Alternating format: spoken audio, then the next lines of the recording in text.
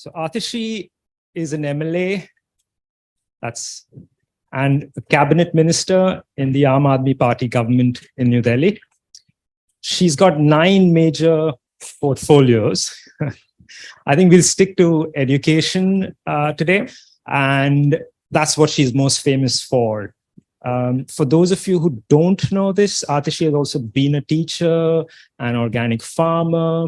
She's lived in rural India for about 8 years, I think, Atishi. Yes. And she's also a history topper at St. Stephen's. And on the way has collected 2 masters at Oxford, being awarded the Rhodes Scholarship and the Chevening Scholarship. In her defense, she says she went to Oxford, or she was offered Cambridge after she accepted the Oxford offer. Hence, she chose the second best. Twice over. Twice so. Which means Cambridge should be faster, I think, and offer you before the next time. But most importantly, I think, it doesn't matter which side your politics swing, right, left, or you stick to the center. You can't argue that Atishi is a breath of fresh air in Indian politics, and there's no other better way of introducing her. In terms of what to expect today, it's the role of education in building India's future, and really to unpack that, it boils down to how might we provide quality education to all, and that's some of the things Atishi will talk about in her opening remarks. We'll have a few questions, and then I'll throw the floor open. Over to you, Atishi. Thank you. Thank you, Martin.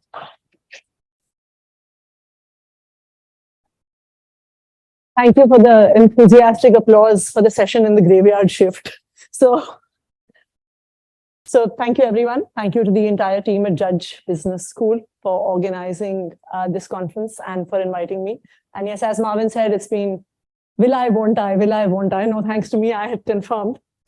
But we have a special relationship with the government at the center. So today we are talking about India at 100. We stand at India at 75.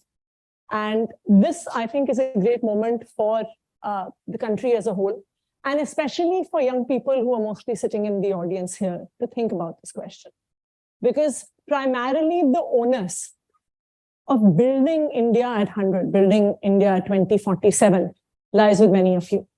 And I think that this is a time to think about where we have come so far, why we have come where we have come, and how really we can change things if we want to move forward as far as the country is concerned.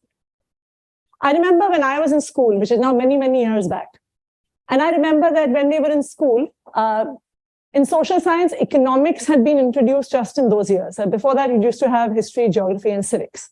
And I think around the time when I was in school, which is now around 25 years ago, that economics was also introduced as a subject in the social science textbook. And then I remember I think it was probably the opening chapter of the economics textbook in class 9 that talked about countries being divided into 3 categories. There are countries whose economy is developed, there are countries whose economy is developing, and there are countries whose economies are underdeveloped. And India was placed in number 2 category. India was a developing country. It was on the way to being developed. And when I was in school in grade 9, my textbook, if I remember correctly, or if not my textbook, definitely the narrative of the time said that India will definitely be a developed country by 2020. Now 2020 has come and 2020 has gone. And while we are given a lot of media narratives about how India is growing, sometimes it's shining, sometimes it's $1 trillion economy. And we are often told that India's GDP has now crossed the $3.5 trillion mark. We are told that India is the fastest growing G20 economy and many other such pieces of information. But the reality, frankly, is far more worrying and underwhelming than that. And I think that a better indicator, which really tells you about the state of the country, is the Human Development Index. Now, what is the Human Development Index?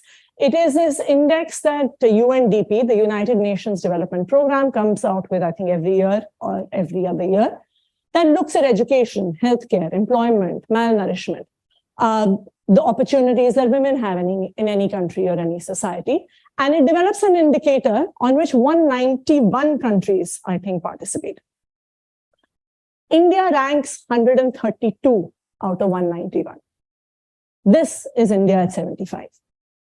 And I think that a lot of countries, which we regard, especially our neighbors, in comparison to whom we consider ourselves far more developed and far more economically ahead of, are much ahead of us are in these indicators. This includes Bhutan, this includes Sri Lanka, this even includes Bangladesh, which has a higher ranking on the Human Development Index than India does. We are told that India has the largest number of billionaires, growing billionaires. And the number of billionaires grew from 102 to 166 between 2020 and 2022. But there's another figure also that grew from 2020 to 2022, and that is the number of hungry people in the country, those who do not have enough food. And that number in the same period, when the number of billionaires was going up, went from 19 crores to 35 crores. India, if I may tell you, is the second largest producer of food in the world. And yet, it is the country where the largest number of people are malnourished, undernourished, and do not have enough food. So while there is a story out there of a growing India, a shining India, a developing India, there is definitely another story of the reality of the 140 crore people of this country who do not have access to education, to healthcare, to water, to nutrition, to employment. In fact, I was looking at this data before I came to speak here, and 1% of India's, the richest 1%, own 40% of India's wealth. And the bottom 50% of the population put together owns 3% of India's wealth. So while the Indian economy may be growing, while the GDP may be growing, it is very clear that there's a very, very small number of people, the growing number of billionaires that we refer to, who are actually able to take advantage of this growth. And on the other hand, if anyone who reads newspapers from across the country, every few days, I mean, at least once a week, you read this story about Central India. You hear the story about Uttarakhand, about this man who's carried his wife for 65 kilometers just to get her access to basic healthcare. I have a colleague who lives in Karnataka, and his father was hospitalized in a hospital in Bangalore, and he was sitting in the room outside the ICU where all families wait to hear the news of their near and dear ones. And there was this one family from rural Karnataka who was sitting next to them. And the father of the household was inside the ICU. His wife was outside, his daughter and his son-in-law. And the wife and the daughter and the son-in-law were having a discussion as to whether the family should sell their last asset, a small piece of land in the village, to get the father treated or not. And so the mother was saying that I have to do everything possible to save my husband. But the practical daughter and the practical son-in-law were saying that you're probably not going to be able to save him anyway. And despite that, then you will be left with nothing. And I heard that story and I thought, in what kind of country does anyone have to make that choice? In keeping your last and the medical treatment and the life of your husband. And I think this is very much the reality of the country that we live in. The NSS survey last year said that 17% of the population of the country has to make catastrophic expenses for making sure that their family members get treatment. This is a government report that uses the word catastrophic expenses. You look at education. Every year, there is an ASAR report that is released, which tells us that 50% children who go to school don't know how to read and write. You have an exodus of families who are taking their children out of government schools and putting them into private schools. And an average family in India is spending 30% of their income in educating their children. The average number for every family is almost 32,000 rupees per annum that is being spent in providing private education to their children. There are 4.8 crore unemployed people in India. That is probably more than the population of many European countries. So India at 75, I think, is a place where we need to be concerned. India at 75 is a place where we need to fundamentally think that what has gone wrong, because obviously there is something fundamentally amiss. Now, if you look at India, there are many countries in the world which lack natural resources, which exist in difficult conditions, and you think, okay, maybe that is the reason we're able to develop. Now, if you look at India, you look at its history, you look at its civilization, and you think, what is it that India does not have? It has everything. If you look at natural resources, India has more natural resources than many countries of the world put together, right?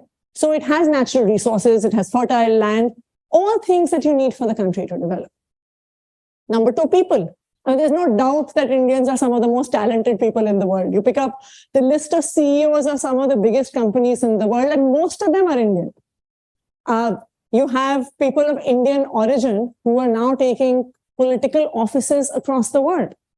You have Indians who have gone, be it UK, be it Europe, be it United States. You've had Indians who have gone with absolutely nothing and become entrepreneurs, have done extremely well. So what has gone wrong? My hypothesis for you today is that what really has gone wrong in India is the politics of the country. And what is wrong with the politics of this country? One thing that is wrong, and I was discussing with some of you whom I met yesterday evening, is that a lot of people like us, young people like you, educated people like you, all of us in India think that politics is a bad word. You think that politicians, of course, are everyone's favorite pet. Politicians are everyone's favorite pet hate. That everything that is wrong with the world is because of politicians. And what happens is that in India currently, who goes into politics? I don't want to speak about everyone and don't want to make it a very individual specific issue, but it is mostly the dregs of society that go into politics in India. But it is these very people who make all the important decisions related to our lives. What kind of education we have? What kind of healthcare will we have? Are women safe when they step out of their homes? What kind of jobs are we going to have in the country when young people like you finish their education? So what have we done? We have basically left the most important decisions of our lives in the hands of the worst kind of people. And this is the reason why most of us, when we sit over dinner, when we go for a morning walk, after some point, we just say, bhai, is desh ka to kuch nahi ho sakta. Nothing can change. This is a common refrain that all of us hear. Why is politics the way it is? The politics is the way it is because as on today, politicians have no incentives to do something good. What do politicians think? That come elections, we will play the caste card. You just need to have the right combination of who is our voter base, what kind of candidate you have, what kind of population you have. If you have the right caste card, you will win elections. There is another kind of political party which knows it just has to polarize the elections just before it's time to vote, and their religion will be in danger. And that obviously is enough reason for people to go out and vote. A third and much simpler strategy is what has been adopted for years, is the money and liquor card. That before the elections, you distribute money, you distribute liquor, you ask people to come and vote for you. Now, if politicians, and they have been winning elections on each of these formulas, then they think that the only thing you have to do is play the caste card, play the religion card, or gather enough money, and you will win the next election. What is the point of doing work? What is the point of giving a good education system, a good healthcare system, a good public delivery system? And so this is the reason why at 75 years of Indian independence, it actually, I feel, makes no difference which party comes into power, which party goes out of power. You have one prime minister, then a second prime minister, you have one chief minister and a second chief minister. But the lives of ordinary people have not changed in 75 years. And I think this is the reality that all of us need to accept. So how will this politics change? Has this politics changed? Is the fact that someone like me, a politician, mean that something has changed in this country?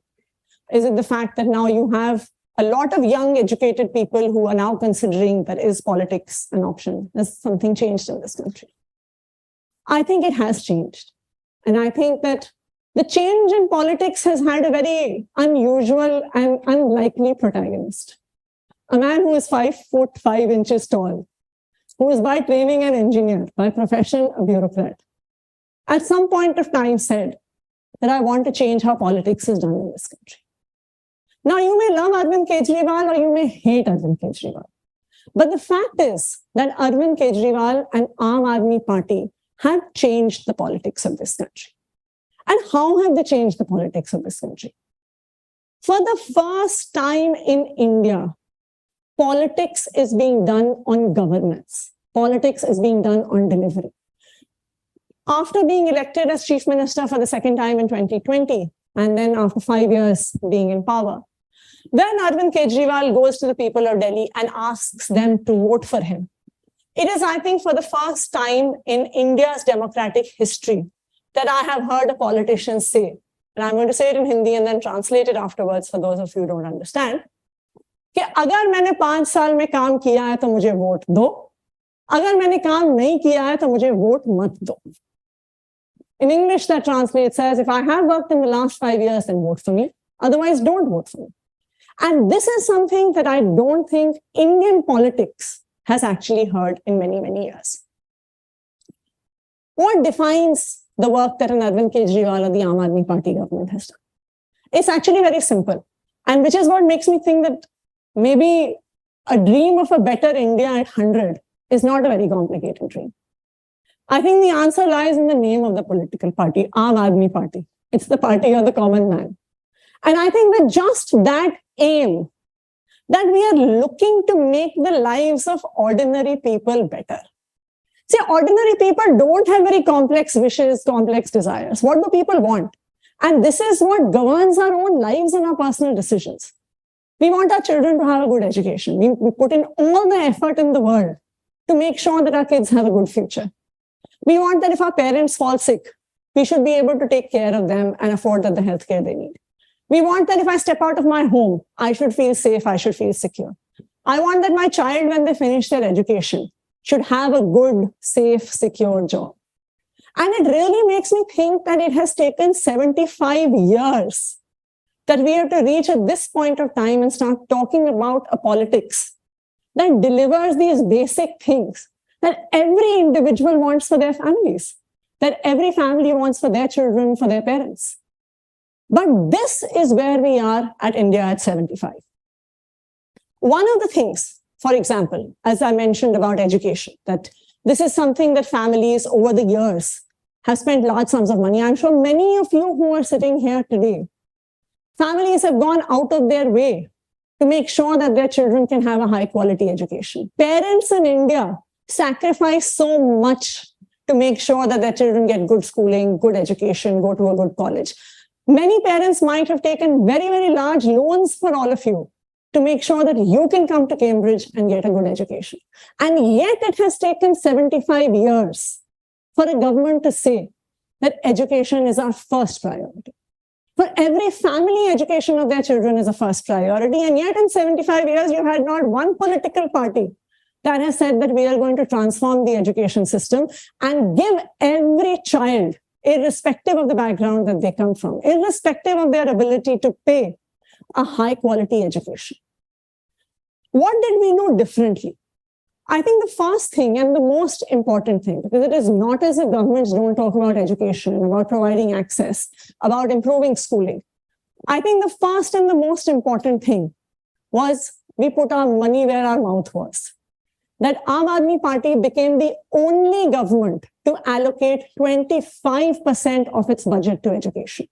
It has now been 8 years. And after 8 years, in every budget, education continues to be the largest spend of the Arvind Kejriwal government in Delhi. In fact, I was going through some figures. The next highest spend by any state government on education is actually 14% of their state budget. So this is the difference.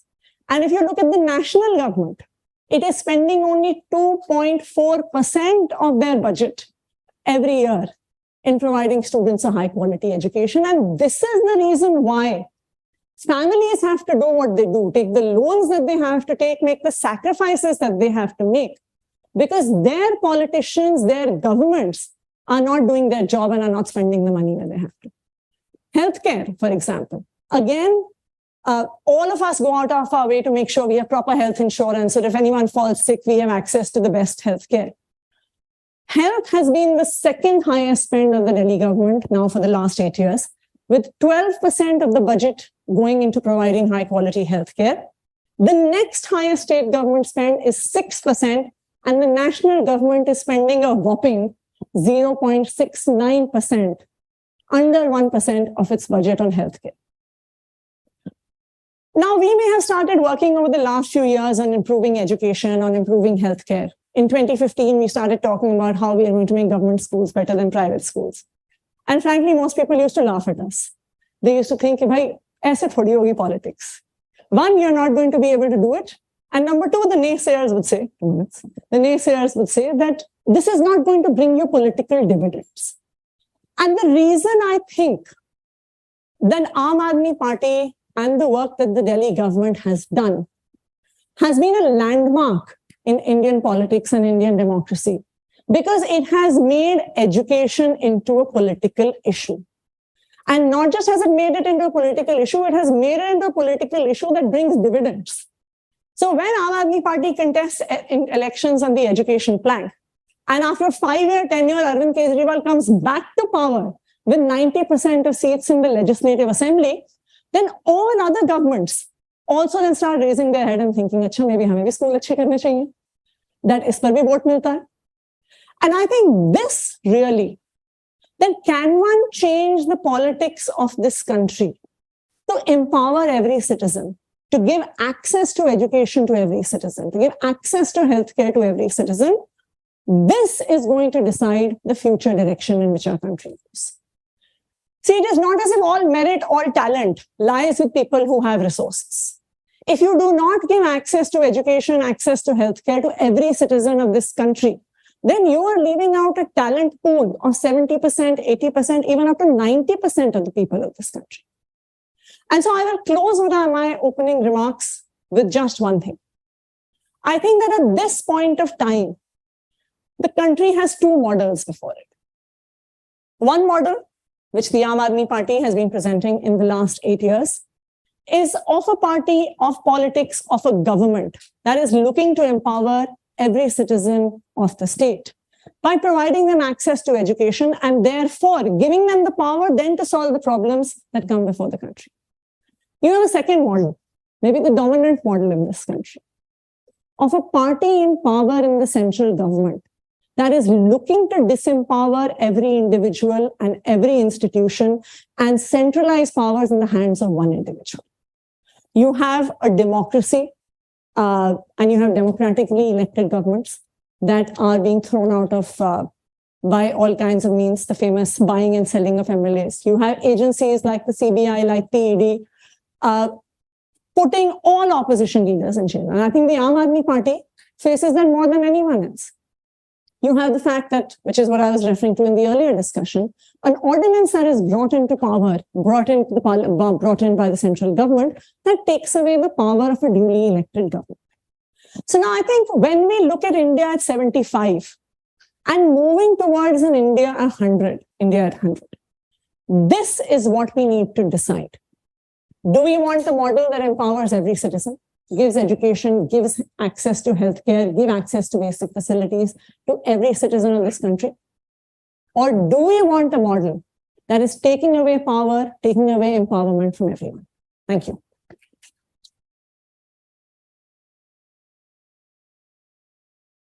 Sorry, I guess longer than. Well, thank you for those opening remarks, Atishi. I want to shift specifically to education. Yeah. Quickly summarize in your own words some of the successes, or what's the success of the Delhi model. But then quickly move to part B and part C. So in terms of what next. So if you were to summarize the success of the Delhi education model, what would you say? So first of all, I would say that I don't think it's a shift. I think politics and education are actually very closely linked to one another. And I think that The reason that our children have not got high quality education in 75 years is because education has not been at the center stage of politics. And I think that bringing education, bringing healthcare to the center stage of what governments have to deliver is really the most important achievement that we have had in the last 8 years. When in 2015 we came into power, Delhi government schools were like all other schools across the country. You enter the school, you can smell the toilet that's 50 meters away. There's no teacher in the classroom. They've probably been sent out by the government for some task. Fans are broken, lights are broken, children don't have desks to sit on. And as data says, kids who are studying in government schools in anywhere in the country, there's a 50% likelihood that they would not be able to even complete their education, even if they do actually enter school. There is a good chance that they will end up as domestic workers. They will end up as mechanics. They will end up as assistants in the neighborhood kirana store. Now, there's no problem with someone being a domestic worker or working as a mechanic or being an assistant in the kirana store. The problem is that when that child has no choice. And the fact is that this is the reality of the India that we live in, that 80% of children who enter school, by the time they are able to leave school and finish education, actually have no choice. So what do I think is the achievement of Delhi government schools? I'll tell you the story of two kids.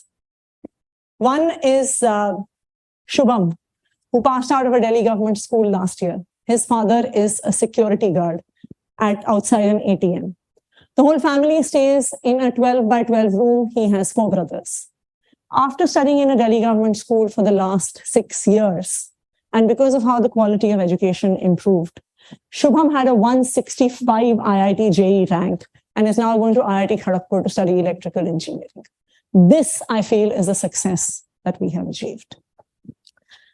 Similarly, another young boy, Prince Kumar, father is a DTC conductor, family of 4, lives in a small house, got TB when he was in class 8, had to drop out of school for a year, could not go back to a private school that refused to take him, got admission in a Delhi government school in class 9. And with the help of a scheme that we have for coaching young kids to prepare for competitive exams, Prince, whose father is a bus conductor, is studied in IIT Bombay and is now working in a startup in Gurgaon, doing some kind of coding that even I don't understand.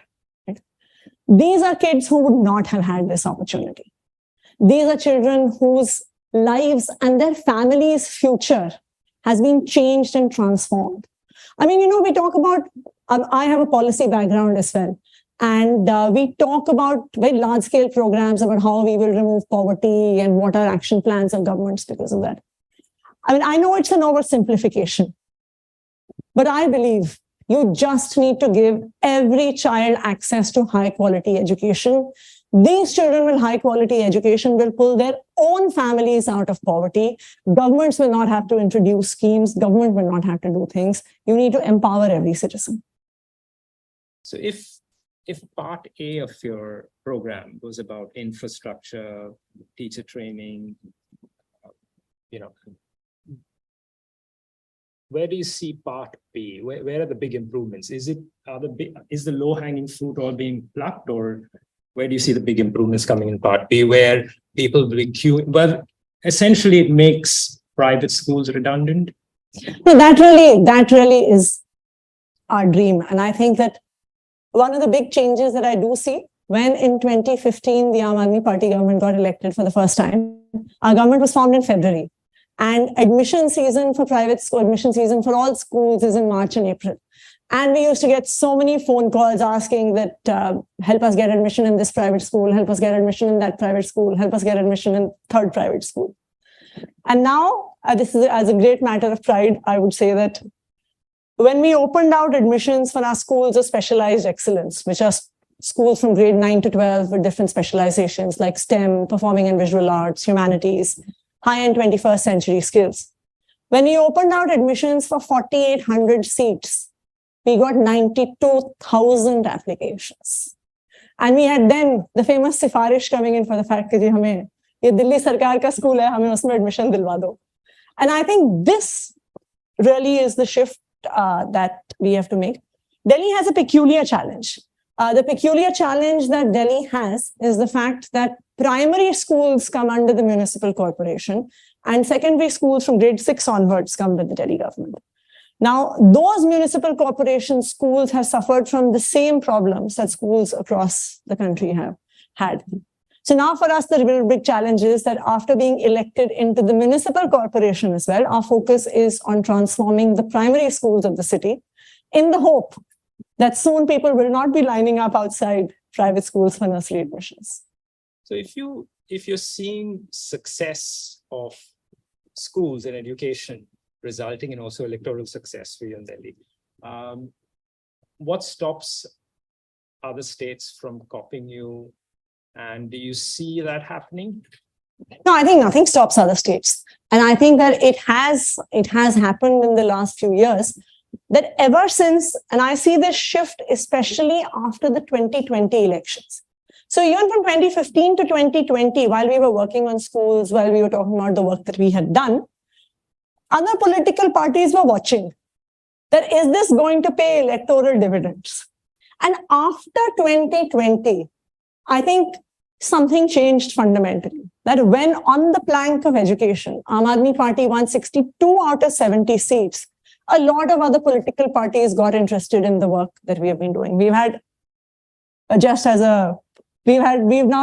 almost have a Department of Education Tourism in Delhi government. We have some officers who are just for the purpose of taking people around who come and see our schools. We've had 3 chief ministers of different states who have come to see our schools.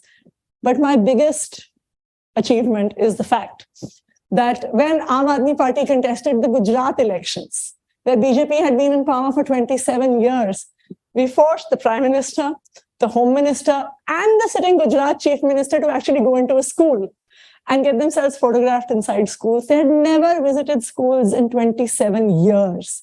Of course, the school that the Prime Minister visited was actually a fake school inside a porta cabin. But nonetheless, he still had to go in there. He still had to sit in that classroom and launch an education scheme before the Gujarat election started. And I think that really is our success. If all political parties in all parts of the country begin to see education, begin to see healthcare as planks on which they're going to contest elections, then I think India at 100 would be a good place to be in. That's a good way of ending this Q&A because it ends on a note of optimism. You laid the plank for what ails education, but you've also showed very briefly the Delhi playbook and given us a sense of people wanting to replicate that, seeing there's electoral gains to be made and wanting to replicate in other states. So if AAP itself doesn't go into all of those states, you can have others copying that model. I'll throw open the floor to questions. I expected a lot of hands to go up. Answer water, please.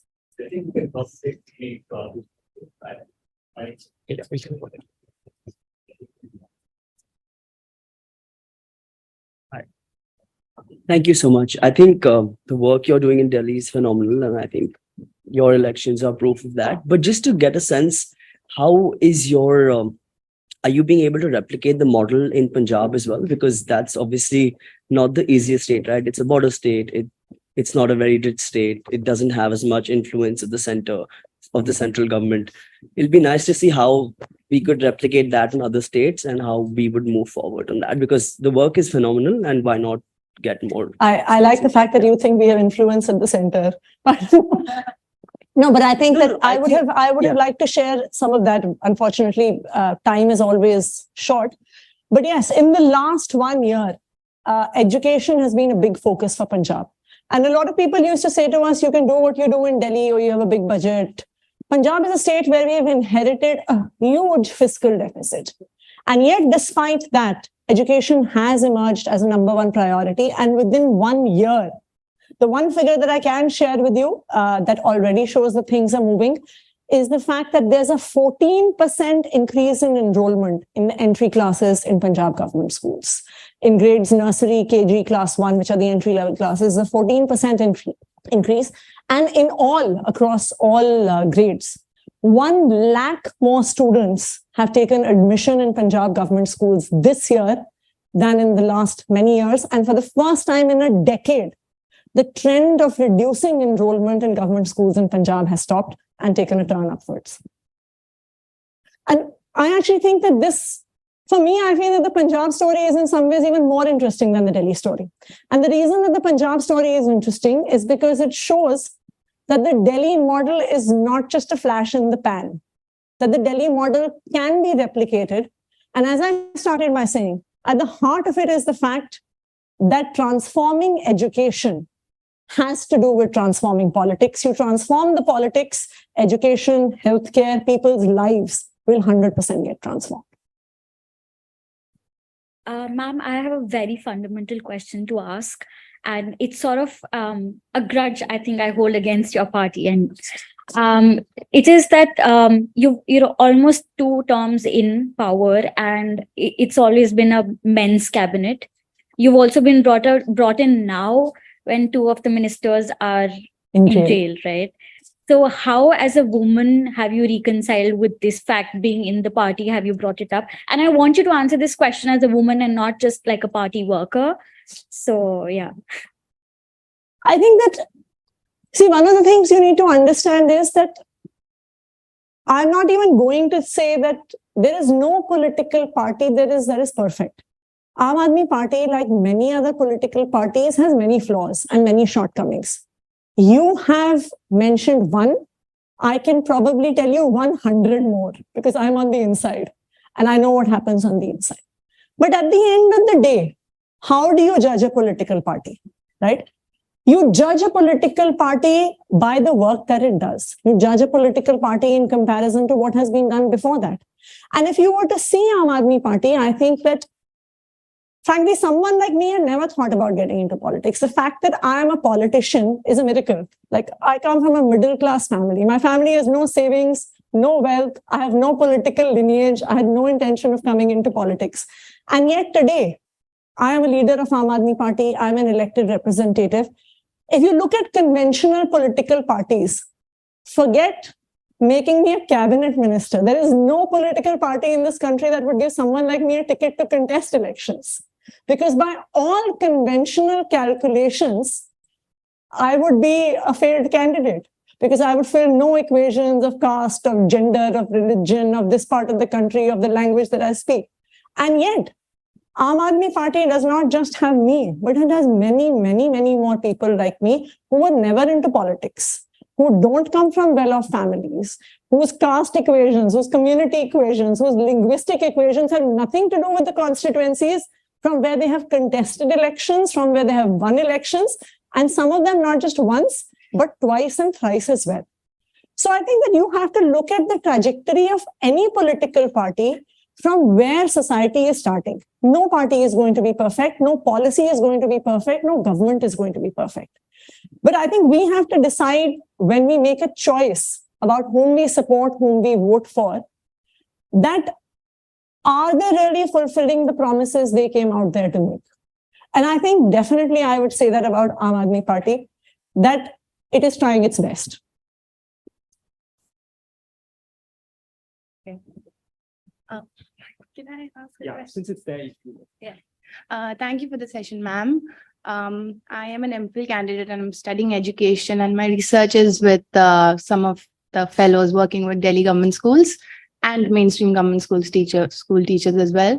My question to you is that given the administrative workload that government school teachers have, and a consequence of it is that they are not able to be present in classrooms sometimes as well, do you feel it impacts the agency and bandwidth of teachers, from speaking from a very human perspective, to then effectively engage in the teaching and learning processes as much as they would want to, especially with younger children, given they would want more? 100%. There's no doubt about that. There's no doubt about that. And in fact, one of the earliest decisions that we took in our Delhi government schools was that apart from, I think there's a couple of things that are mentioned in the Right to Education Act where teachers can be deployed: census, elections, and disaster management. In very early days, we took the decision that teachers would not be sent on any other government tasks. Otherwise, there's this plethora of tasks, from polio drops to Aadhaar card seeding to God, what have you. And the problem with that is not just that it affects the classroom, it gives a message to the teachers that the quality of education and what you do in the classroom is not the priority. The priority is the multitude of other tasks that the governments have. And there are many other things in that message. If you can't provide drinking water, if you cannot provide a blackboard, if you cannot provide a chair for the child to sit on, then how are you expecting that the teacher is going to do a good job? Their attitude is like, "Pehle aap to apna kaam karo, phir hame apna kaam karne ko kaho." I actually think that we need to fundamentally relook at higher education in the country. Because right now you have a very large, I in fact feel that maybe the number of people who are entering higher education can actually be lesser rather than greater. Because you have most people who are entering higher education with the hope that their degrees are going to get them jobs. But the fact of the matter is that most people who are coming out of higher education continue to be unemployed for years. The chowkidar in my colony had 1 BA and 3 MAs in 3 different subjects from some private universities across the country, right? And he is working as a security guard. So there is this promise that higher education is going to provide jobs, which it doesn't. Then people spend years after that. They spend at least 7 to 8 years preparing for government exams, which they don't make it through. And by the time you have a large part of the population that hits the age bracket between 28 and 35, do they actually begin to realize that we need to maybe be self-employed, start our own work, maybe get a small job somewhere? So I think what we really need to do is fundamentally transform what is it that we are teaching in our education system to make students prepared for livelihood, for an economy. And one of the things that we have been trying in our schools is this program called Business Blasters. I don't know if you've heard of it, but if you do get a chance to have a look, where we give kids from class 11 and 12 2,000 rupees seed money. Now, 2,000 rupees seed money may seem very silly. What is anyone going to do out of 2,000 rupees? But kids actually then with that 2,000 rupees get to make groups of up to 10 students and start their own startups with whatever amount of money they have. So if it's a group of 10, you have 20,000 rupees. And so whatever profit they make, they get to keep themselves. Right? And of course, any loss the government absorbs because we don't ask for their initial seed money back. And the kind of ideas that the kids have come up with are amazing. You would think that what are kids going to do with this? They have come up with businesses where they make dark chocolates. They have come up with businesses where they have traditional arts and crafts. They have come up with, there's someone who is manufacturing Bluetooth speakers. There is a group of kids that have used their seed money to make a product called biothene, which is a substitute for polythenes and can be used for eco-friendly, sustainable packaging.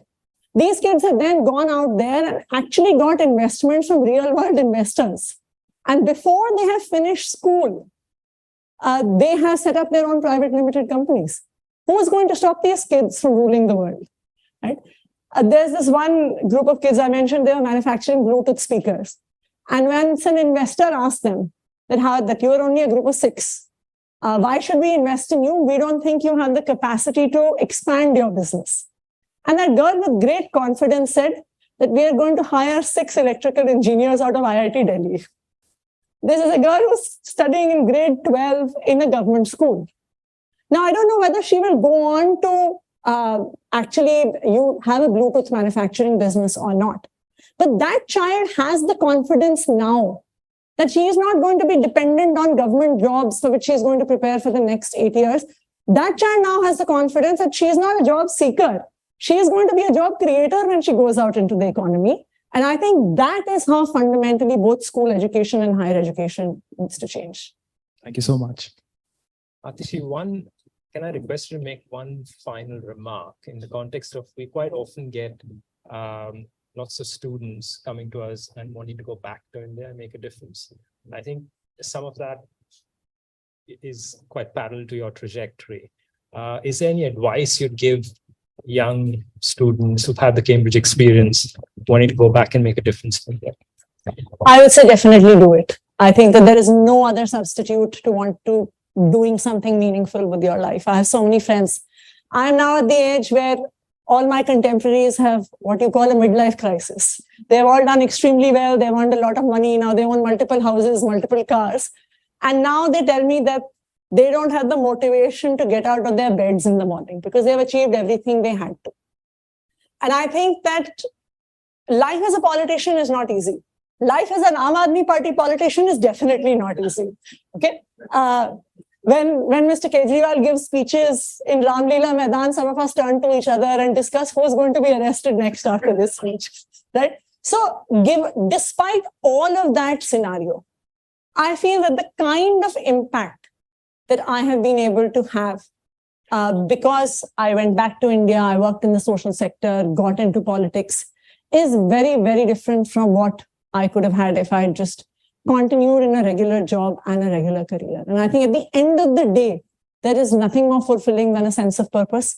And there is nothing more fulfilling than knowing that you have contributed to the country and the society which has made you what it has. Thank you, Atishi. Thank you, everyone. Thank you for